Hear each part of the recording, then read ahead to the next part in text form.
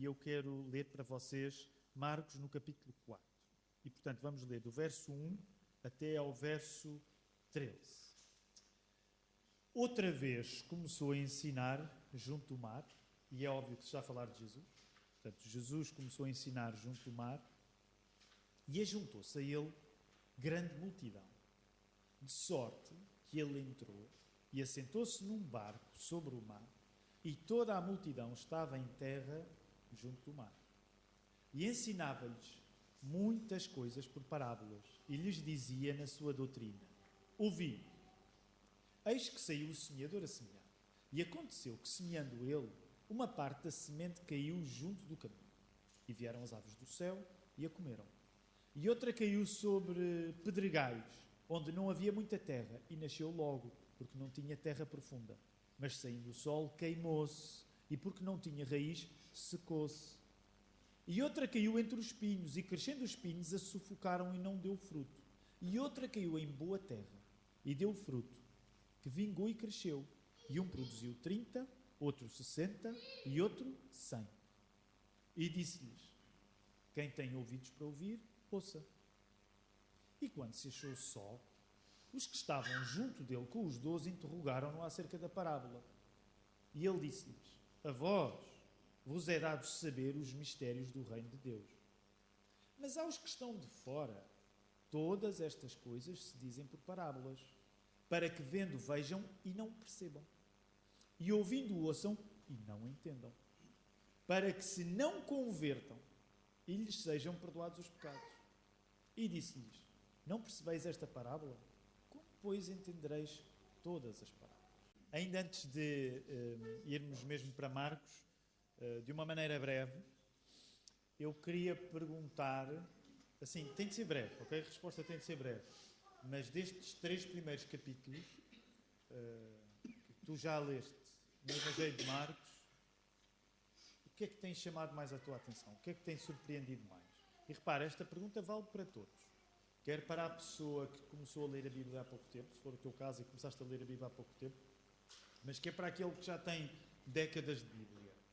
Assim, não penses muito, porque se pensares muito já vais estar, assim, no imediato. Nestes 3 primeiros capítulos, uma das coisas que chamou a tua atenção, surpreendeu no Evangelho de Marcos, acerca de Jesus. Como é que Jesus te surpreendeu? Desde que nós começámos a estudar. Força. O que é que quer dizer? Primeiro. Jesus está sempre a trabalhar. Sendo que, mesmo assim, ele descansa, mas é verdade, Jesus passa a vida a trabalhar. Ele é um homem a tentar descansar melhor e nunca consegue. Muito bem. Como a Rita partilhou dela, outra coisa que tenho admirado. Pragmatismo. Está sempre pronto para dar o próximo passo. E depois. Né? Está sempre a aparecer no Evangelho do João. Jesus está sempre acompanhado de pessoas que não concordam com ele, e mesmo assim ele não baixa a mão. Já pensaram nisto? Ele está sempre acompanhado de pessoas e que não concordam com ele. Portanto, eu não sei como é que tu lidas com a oposição, mas quando nós lidamos com a oposição, uma das coisas que desejamos acerca da oposição é que ela seja ausente. E, de facto, isso não acontece. Para onde quer que Jesus vá, tem os seus, mas também tem aqueles que não são dele. Okay, mais 2 motivos, só para enchermos os dedos de uma...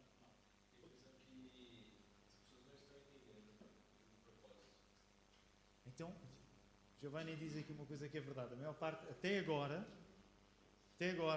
as pessoas normais, portanto, com exceção dos demónios, não revelam grande compreensão daquilo que Jesus está a dizer. E hoje já lá vamos voltar, porque temos aqui material. Uma última. Ricardo. Sendo oposição. Sendo? Sendo eu oposição, parece que não tem nada dito daquilo programado. Vai acontecendo. De certa maneira, é uma crítica à desorganização. É verdade. Não, e reparem, tens toda a razão, até porque nós vamos já entrar no texto. Parece que, de facto, Jesus vai fazendo as coisas e as coisas não estão organizadas. Olha, porquê que eu fiz esta pergunta? Podíamos dar mais respostas, mas eu sei que é uma coisa que nós repisamos e é intencional. Porque o que acontece tantas e tantas vezes é que, mesmo sendo nós crentes, sendo nós cristãos, mas nós convivemos pouco com a Bíblia e convivemos pouco com os Evangelhos. E então acabamos por ficar assim com uma ideia acerca do Nosso Senhor distante da vida real que Ele viveu quando encarnou. E sabem, isso alimenta muitas noções completamente erradas acerca de quem Deus é quando encarnou em Jesus.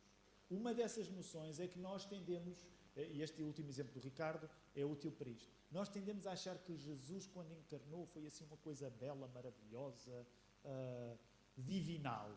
No sentido divinal de sem problemas. E quando lemos a história, pensamos, que vida complicada, que vida difícil. E agora, eu não vou pregar isto, mas não resisto a dizer isto. Por isso é que não faz sentido. Quando tu tens uma vida complicada e difícil, achaste distante de Deus. Porque há uma semelhança muito importante entre a tua vida e a vida de Jesus. Há uma diferença muito grande. É que Jesus, como é Deus, Ele não errou, Ele não pecou. Mas Ele viveu a tua vida para poder levar na tua vida a representação da vida certa a apresentar a Deus. Percebes? Também é isso que está em causa. Ele viveu a nossa vida em todas as dificuldades para que, ao viver através dessa obediência, Ele apresentasse a Deus Pai uma vida humana perfeita, que nunca tinha acontecido até Ele vir cá. Mas vamos agora às circunstâncias. Este sermão, a primeira vez que foi pregado lá em 2011, em São Domingos de Benfica, o título era A Inteligência nas Orelhas. Ok? A Inteligência nas Orelhas. E já vamos perceber porquê. Vamos novamente ao texto, ir aqui a par e passo. Outra vez começou a ensinar. Novamente, como é que começa o capítulo? As divisões em capítulos não são originais. Mas como é que começa outra vez? E pronto, não para. Outra vez começou a ensinar junto ao mar, e ajuntou-se a ele grande multidão, de sorte que ele entrou e assentou-se num barco sobre o mar, e toda a multidão estava em terra junto ao mar. Isto corresponde à percepção do Ricardo. Portanto, vem uma multidão, isso é uma coisa boa, mas aquela máquina, a produção, a logística de Jesus não está, de facto, dá a ideia que tem de improvisar ali um pouco. Agora, não sei se vocês recordam, nós já falámos nisso em sermões anteriores, o pastor Filipe também pregou acerca disso, que, aliás, há uma expressão que eu já repeti, que o Filipe usou, quando foi aquela altura das curas e as pessoas lançam-se todas para Jesus, e uma expressão que o Filipe usou, que eu não vou esquecer, com Jesus parecia que era o Black Friday da cura, não é? No sentido em que é uma loucura total. As pessoas, de facto, é uma loucura. E então, o que é que lentamente... Portanto, a coisa, de facto, já esteve muito desorganizada, mas também é justo dizer que lentamente começa-se a organizar um pouco melhor. E reparem o que é que responde a organização aqui. Jesus ensina, as pessoas vão ter com ele, onde é que ele ensina? Ele é um homem do mar, ele passa a vida junto do mar, ele ensina na praia, e há aqui uma lição que muitas vezes é até aplicada, quase de uma perspectiva técnica à comunicação, que é, Jesus, para poder atender uma multidão tão grande, que se calcula, os estudiosos calculam que podia ser a maior até então, podia ser a maior multidão que ele tinha desde que tinha começado o seu ministério. Então ele vai para a praia, e o que é que ele precisa de fazer para conseguir falar para toda aquela gente? Ele precisa de se colocar num barquinho e afastar-se um pouco, para que até de uma perspectiva técnica conseguissem ouvir. Uma das aplicações que geralmente se faz a partir deste texto, não quer dizer que é isso que o texto está preocupado em nos comunicar. Mas muitas vezes uma das aplicações que se faz é que, se tu queres chegar às pessoas, tu tens de construir uma distância delas. Porque se permitires que as pessoas estejam em cima de ti, tu não vais sequer conseguir ser ouvido por elas. Não é? E essa é uma coisa interessante. Quando tu tens de falar a alguém, tu tens de ter uma distância para que a tua voz funcionalmente chegue às pessoas. Também é isso que está a acontecer ali. Para que haja ali um anfiteatro funcional, Jesus tem de se colocar num barquinho. E tira só uns segundos para pensar nisto. Porque uma das coisas que empobrece a nossa vida é que quando nós não lemos muito a Bíblia e não lemos muito os Evangelhos, e às vezes escapa-nos a força das imagens da história de Jesus connosco. Imagina um grande grupo reunido, de um modo tal em que eles pensam assim, Jesus, para tu conseguires ensinar, tu vais ter de facto afastar um pouco. Então, imaginem aquilo tudo. Sabem, eu não sei como é que se organiza uma multidão, porque uma coisa é ter, sei lá, uma casa de oração lá na Lapa, ainda hoje seríamos, sei lá, 200 pessoas, e já é um grupo bom, mas imaginem muito mais ao ar livre. E agora, Jesus vai ter de falar, toda a gente vai ter de ouvir. Olha, vem aqui para o barquinho, afasta-te um bocadinho, que é para aquilo tudo funcionar. Pensem na força do quadro. Pensem em toda a organização que na hora se teve de fazer. Não é? É uma coisa bonita. É uma coisa que nos diz que, de facto, a vida de Jesus foi uma vida a sério. Não é uma vida de preletor. E eu sei que esta é uma comparação anacrónica, porque estou a dar um cenário 2024. Mas Jesus não tinha uma green room. Estão a ver a green room agora? O pessoal diz green room, não é?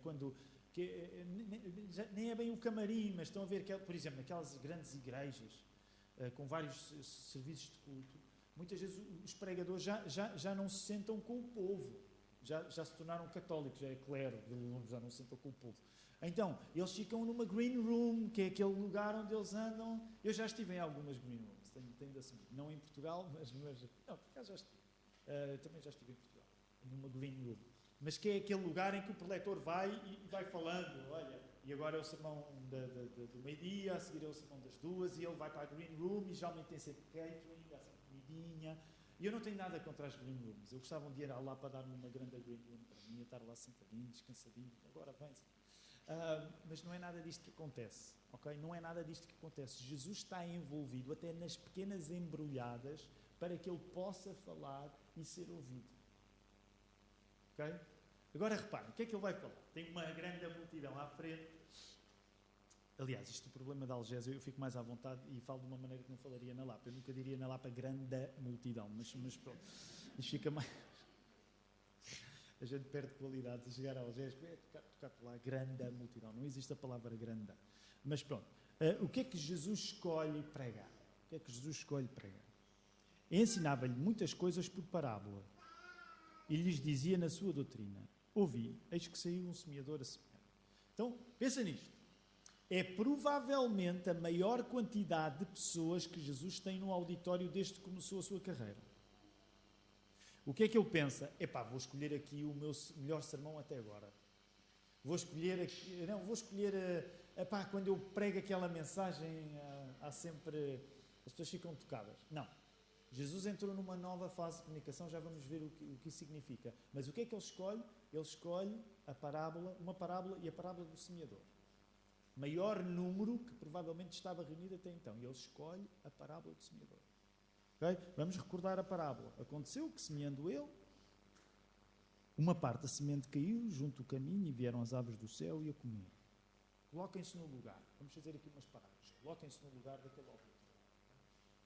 Vieram, grande auditório a ouvir. Jesus afastou-se um bocadinho do barco, está lá a falar. Estavam reunidas as melhores condições para conseguir ser ouvido. Quero contar-vos uma história. O semeador saiu para semear. Provavelmente o pessoal está a dar-lhe o benefício da dúvida. Okay? Vamos prosseguir. E o que é que ele diz? Verso 5. E outra... Aconteceu que, semeando ele, uma parte da semente caiu junto do caminho. Verso 4 ainda, vieram as aves do céu e a comeram. Interessante. E outra caiu sobre pedregais, onde não havia muita terra, e nasceu logo, porque não tinha terra profunda. Mas saindo do sol, queimou-se, e porque não tinha raiz, secou-se. Interessante. Há aqui uma primeira semeadura e parece que o resultado não é grande coisa. Segundo, 7. E outra caiu entre os espinhos, e crescendo os espinhos a sufocaram e não deu fruto. E outra caiu em boa terra e deu fruto, que vingou e cresceu, e um produziu 30, outro 60 e outro 100. Portanto, 4 experiências diferentes. No verso 5, verso 6, 7 e 8. Verso 9. Quem tem ouvidos para ouvir, ouça. Claro que nós não sabemos se o evangelista Marcos está aqui a contar todos os detalhes. É possível que Jesus ao ensinar tenha mais dito do que isto, porque reconheceríamos que seria um sermão muito curto, se ele dissesse só isto. O ponto é que ele conta aquela história e no final acaba desta maneira algo enigmática, que é: quem tem ouvidos para ouvir, ouça. Aquilo que os estudiosos, quando vão para este texto e leem os outros evangelhos, como Mateus e Lucas, como vocês sabem, seguem mais ou menos o mesmo esquema do evangelho de Marcos, é que aquela não foi propriamente a escolha mais acertada se a preocupação fosse as pessoas compreenderem o que Jesus estava a dizer. Portanto, significa que Jesus comete uma coisa rara, que é ele tem um grande grupo de pessoas e ele não se importa de passar uma mensagem cuja larga maioria de pessoas não entende. Quando, por alguma razão, isto não se aplica só a pastores ou oradores, pode-se aplicar à tua vida de trabalho. Imagina que tu tens de fazer uma apresentação qualquer no comunicado. O que tu vais tentar é ser simples. O que tu vais tentar é ser compreendido. Não vais fazer por não ser compreendido. Porquê é que Jesus está neste momento em que as audiências até estão a subir, permitam-me dizer assim, a escolher uma maneira de comunicar que não é nada linear?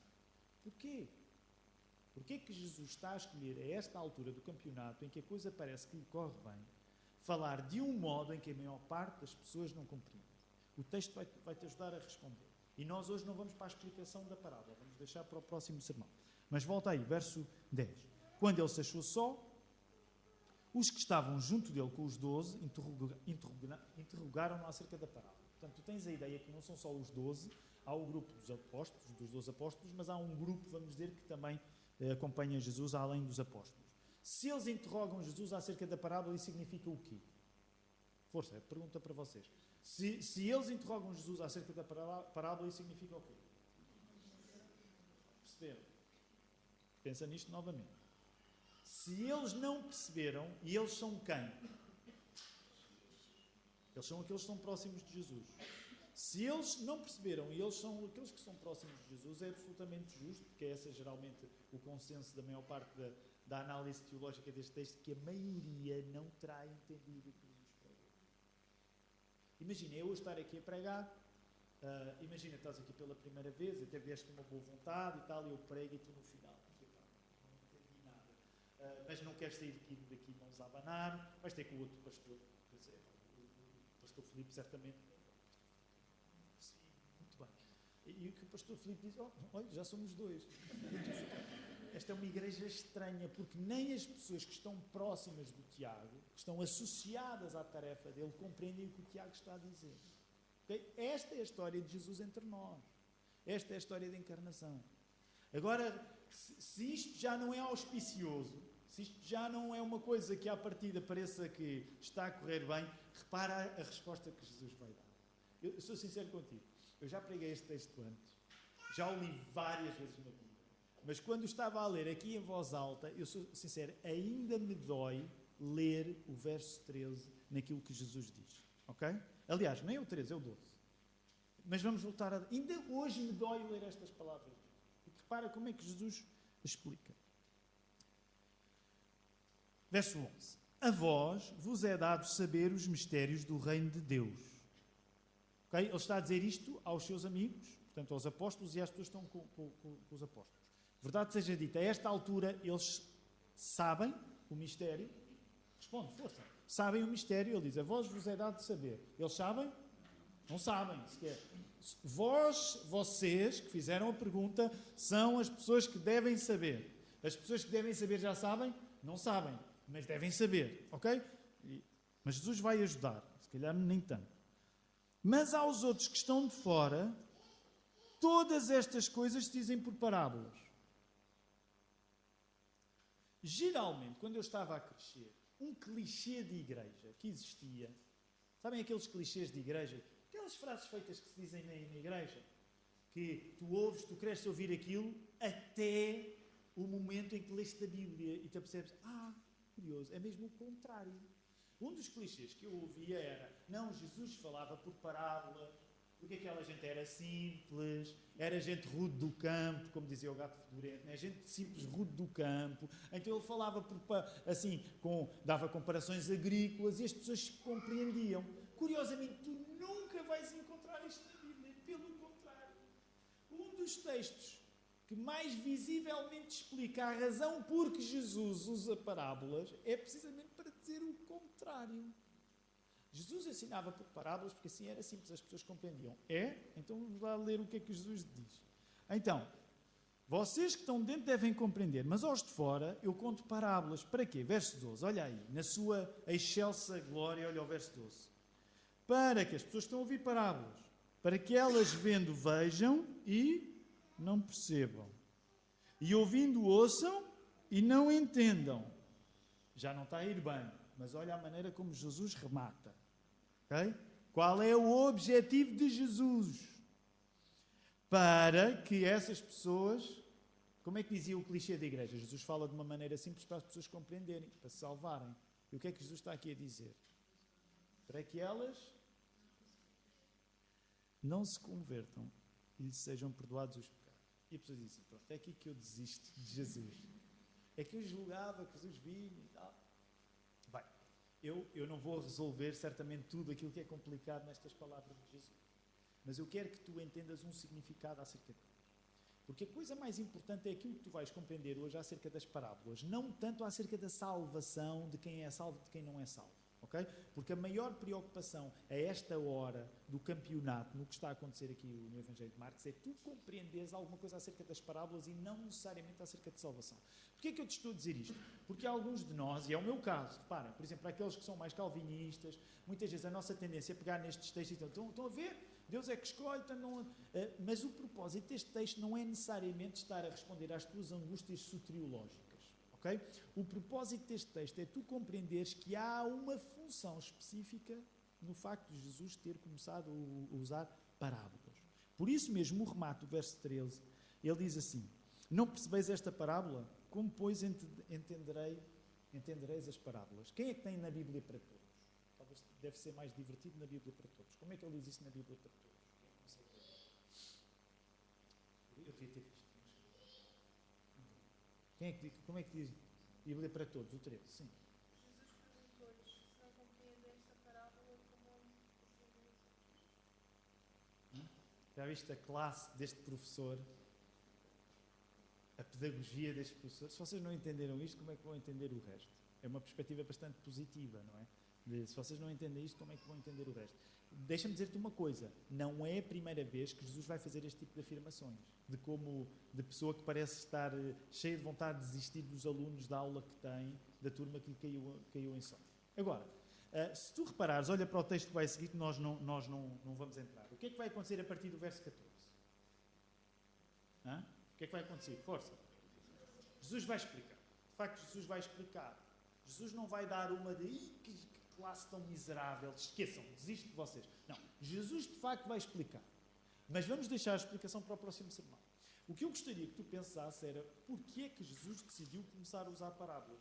Porque de facto os teólogos, quando estudam o Evangelho de Marcos, reconhecem que há um primeiro período que venceu do ministério de Jesus aqui. E que ele entra numa espécie de segundo período na sua pregação e no seu ensino, em que as parábolas começam a ser muito mais usadas. Só para tu teres a noção do que eu estou a falar, e idealmente já terás lido o Evangelho de Marcos, mas o que é que vai acontecer logo de seguida? Ele vai explicar esta parábola e o que é que acontece ainda no capítulo 4. Força, vê a tua Bíblia e diz. O que é que Jesus vai fazer?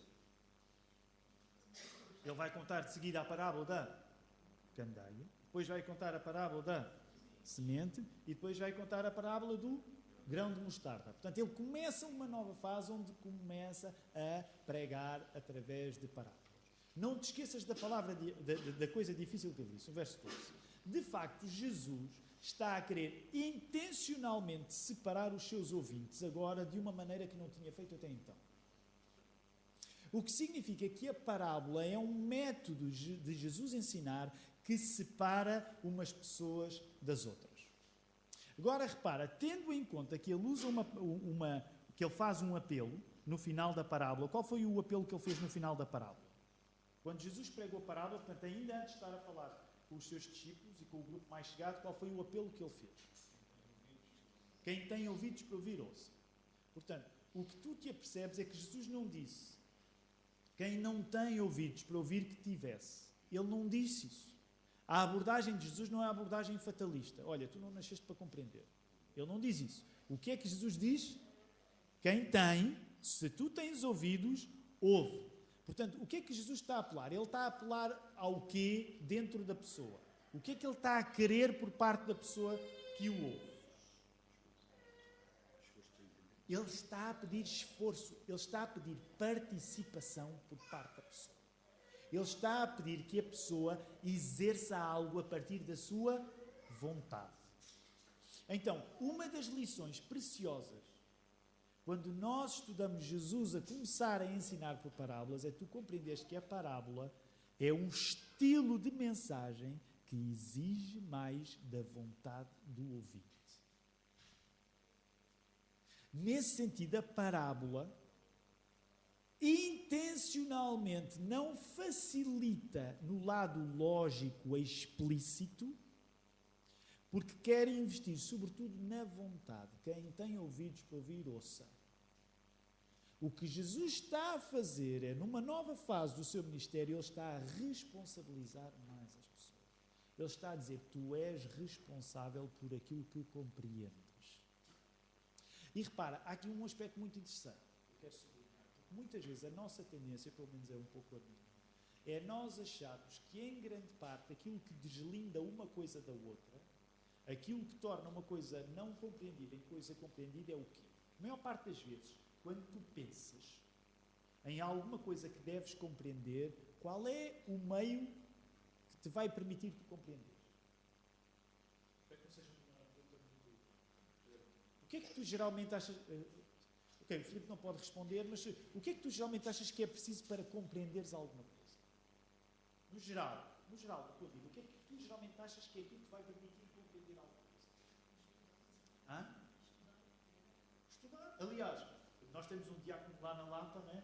O Hugo passa a vida a usar aquela frase de lapidar que é estudasses. Não é? Quando alguma coisa não corre bem, ele diz estudasses.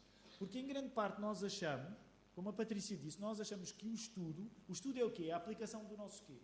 Da nossa quê? Nossa cabeça. Nós achamos que se a nossa cabeça funcionar, nós vamos compreender. E se ainda não funciona, nós vamos dar muito nós para que a nossa cabeça saiba decifrar aquilo que pode não ser compreendido por aquilo.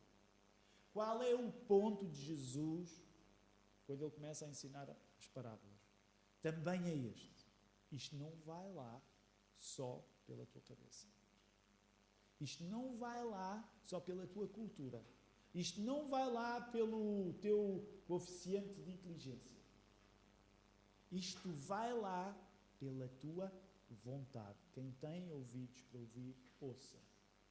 Por isso mesmo é que vamos agora iluminar aquelas palavras que Jesus diz que nos parecem obscuras no verso 12.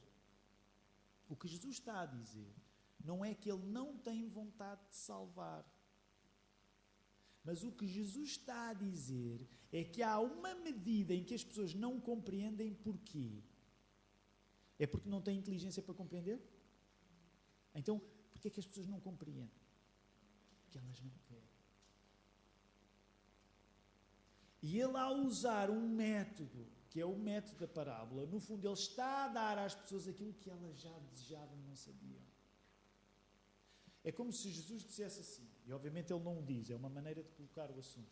Tu não queres compreender, imagina, João, tu não queres compreender, então eu vou contar-te a história da maneira que tu precisas para justificares a ti próprio que não precisas disto para nada. Vai parecer uma coisa tão estranha que tu desistes logo. Desistes logo porquê? Porque já é a intenção do teu coração. Repara, isto não vai acontecer só agora. É a primeira vez que tu estás a ver isto a acontecer de uma maneira mais explícita, porque é a primeira vez que Jesus começa a pregar através de parábolas, mas Jesus vai usar isto muito mais lá ao fundo. Agora vamos aplicar isto só para terminar, estamos no nosso tempo. Que implicações é que isto tem na nossa vida? Meus queridos, tem muitas implicações na nossa vida. E uma das implicações tem a ver, de facto, com isto. O teu coração é muito mais o teu cérebro do que tu imaginas. O teu coração é muito mais o teu cérebro. Muitas vezes tu podes estar a desculpar, não compreendo, é difícil. Mas são desculpas, de facto. Porque se tu quiseres compreender, a palavra de Deus vai fazer sentido, ainda que tu nem a saibas explicar inteiramente. Portanto, Jesus valoriza a vontade. Isso significa que a vontade na pessoa é a coisa mais importante. E deixa-me dizer, não precisas ser um calvinista como eu sou. Isto nem sequer coloca em causa todas as nossas convicções acerca das doutrinas, da predestinação e por aí fora. A Bíblia não apresenta um problema no facto de Deus predeterminar e a nossa vontade. Isso não é um problema na Bíblia. Tiago, sabes explicar isso? Não sei. Mas eu só quero afirmar o que a Bíblia afirma. Se a Bíblia diz que de facto Deus predetermina, eu acredito que Deus predetermina. Mas se a Bíblia diz que é a minha responsabilidade eu ter vontade, eu acredito que é a minha responsabilidade ter vontade. Eu quero exercer a minha vontade.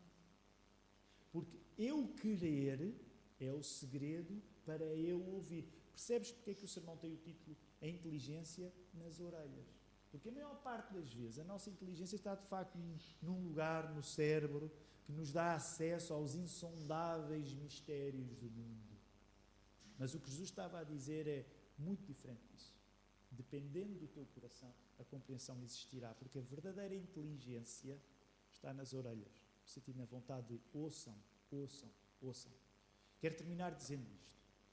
Não esqueças que a palavra ouvir, ouçam, tem muita importância no contexto da religião dos judeus. Porque, como vocês sabem, não é? Como é que se chama aquela grande afirmação de fé no judaísmo? Como é que ela começa? Shema Israel, não é? O que é que quer dizer? Ouve, ó Israel. Porque o ouvir é sempre um sinal de recorda-te, Israel, do que aconteceu. E o que isso quer dizer é que muito mais do que uma capacidade intelectual de chegar a Deus, o importante é nós ouvirmos as palavras de Deus e recordarmos a palavra de Deus. O que Jesus estava a dizer é que ele, nesse sentido, ele era o Shema original. Compreendem? Ele era a encarnação de ouvir Deus, porque ele é a própria palavra. O que Jesus está a dizer àquele povo naquela época é: ouçam, Israel, eu estou aqui, eu sou a palavra de Deus. Não é aquilo que tu vais pensar para concluir coisas acerca de mim, como se Jesus dissesse isto. É a aceitação de quem eu sou como a própria palavra de Deus. Como é que isto no dia a dia deve mudar a tua vida? Tu és chamado a ser uma pessoa que ouve e que recorda. Mais do que apresenta os seus argumentos, eu até fazia, mas eu ainda não compreendi. E reconheces, eu não quero ser ruinzinho ao dizer isto, uma boa parte das vezes os argumentos que nós damos para não seguir Jesus é: eu ainda não compreendi isto. Quando eu um dia compreender, eu vou dar o passo. Deixa-me dizer com amor, que história é essa? As coisas mais importantes da tua vida não dependeram de um gesto de compreensão. Não quero dar um mau exemplo e estragar este sermão. Por exemplo, tu casaste com alguém que nunca vais compreender inteiramente. O casamento não dependeu de um ato de compreensão, de inteligência. O trabalho que tu tens, há muita coisa que tu não compreendes e que tu não sabes o que vai acontecer e dás a tua vida por isso. Porquê é que quando chega a Deus tu has de te tornar uma espécie de intelectual? Eu um dia quando souber, um dia quando eu... A verdadeira inteligência não é necessariamente aquela que nós idealizamos no nosso cérebro. Está nas orelhas. Está no ouvir a palavra. Está no aceitar Jesus como a palavra. Está no seguir Jesus como a palavra. Uma última implicação que eu quero partilhar contigo nesta hora é que isso também deve fazer de ti uma pessoa que ouve os outros. Okay? Porque temos de reconhecer que muitas vezes nós somos muito bons a querer ser ouvidos por Deus. E sou sincero, é uma fraqueza que também tenho. Somos muito bons a querermos ser ouvidos pelos outros. Pessoas que, como eu, gostam de falar, não é? Nunca nos cansamos, estamos sempre a falar, e desde que haja alguém para nos ouvir, a gente fala. Tudo bem. Mas quando tu te apercebes que a verdadeira inteligência espiritual é o recordar, é o ouvir a palavra de Deus, tu queres ser como Jesus, alguém que ouve os outros também. Portanto, uma das coisas que eu gostava de desafiar em 2024, este é o primeiro domingo do ano, é tu seres também alguém que, por acolher a palavra de Deus, possa acolher a palavra dos outros. E exercitares o dom de ouvir também. É este diálogo que Deus está a querer colocar à nossa frente e que nós devemos aceitar. Vamos responder a Ele também através do louvor. Vamos cantar.